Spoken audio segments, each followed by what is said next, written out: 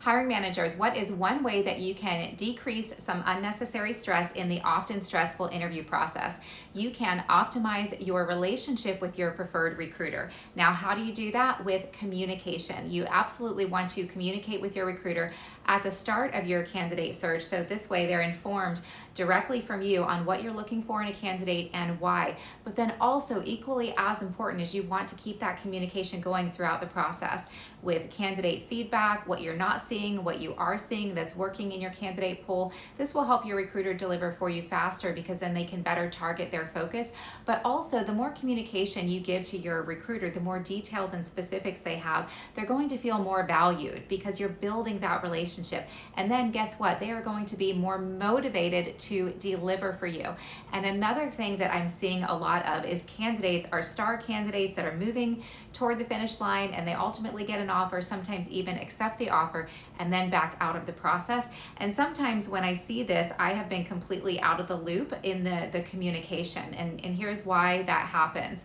And it's not a wrong thing, but just by this implementing this simple little suggestion and shift that I'll share here in a moment, you can avoid some of those unnecessary surprises at the end of and during the interview process. So sometimes I will see where I'm starting off communicating well with the hiring manager, and then maybe they get extra busy and are being, of course, pulled in many different directions, and then the communication falls off. Now, a lot of times I always work to stay in touch with my candidates that I'm working with. I'm sending them prep tips. I'm offering to connect on prep calls. A lot of times candidates will take me up on that, and sometimes they're okay and they don't stay in touch with me either. And then we're all surprised when sometimes, unfortunately, they back out of the process or accept an offer and then pull out or decline an offer.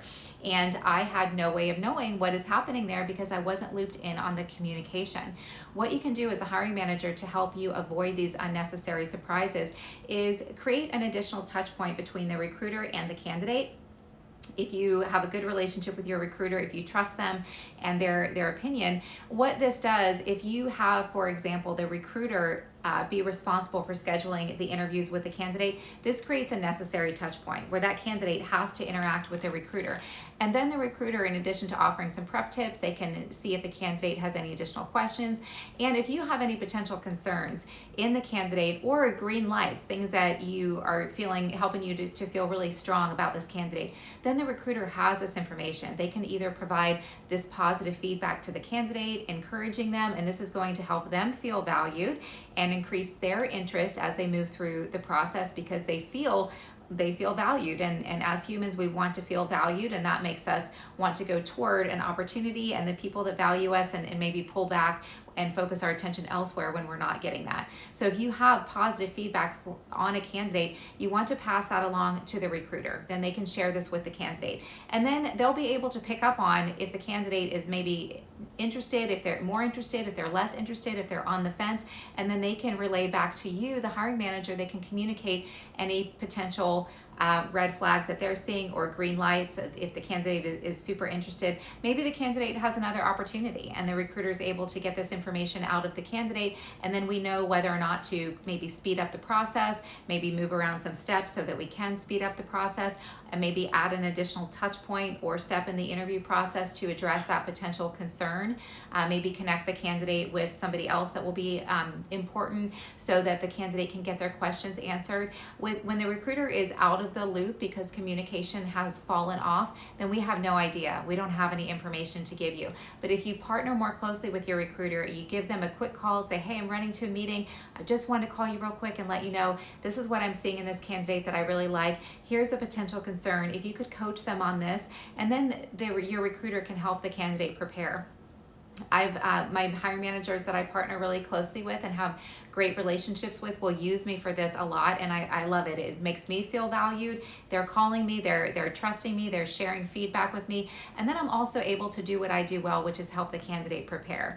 But because I'm my first goal is to help the hiring manager make the right hire. If I am seeing some concerns in the candidate and I have that interaction with the candidate, then I'm able to also give this information to the hiring manager. So it works both ways.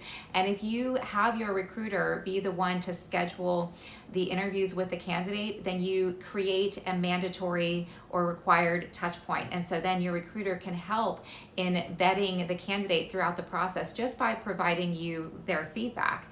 And this can really help you to eliminate some unnecessary stress by communicating.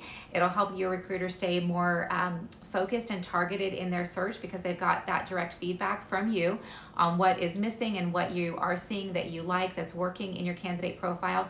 And then you've got an additional set of eyes there to help make you aware of any potential challenges or concerns with that candidate. And then the recruiter also knows, let's say, for example, that a hiring manager is wanting to move a candidate forward to the final interview step and they're going to make an offer.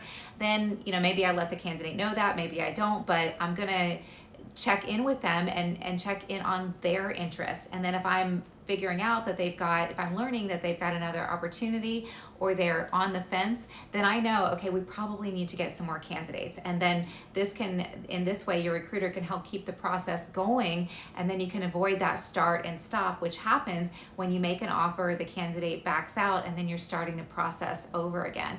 So that was a lot of information, and that's only just a handful, just a few ways that your recruiter can be a valued resource to help you eliminate some unnecessary stress throughout the interview process. And it will also, by having that communication with your recruiter, giving them time at the start of and throughout the process, this will help you make more of the right hires faster, and it will get your recruiter working harder for you.